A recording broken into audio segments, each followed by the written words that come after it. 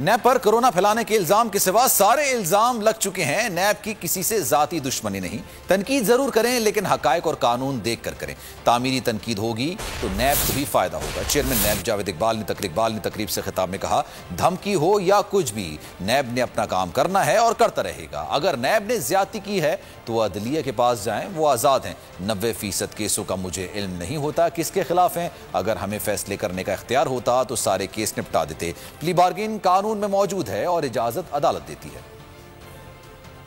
ایسے ایک الزام پہ جی کورونا نیب نے پھیلایا ہے، باقی سارے اس وقت تک آپ پر الزامات جو ہے وہ نیب پر لگ چکی ہیں۔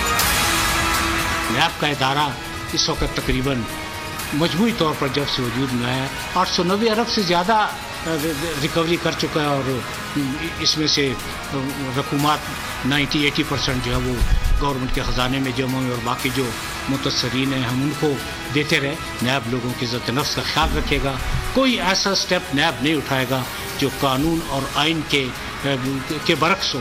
ہماری کسی سے کیا ذاتی پرخاش ہے؟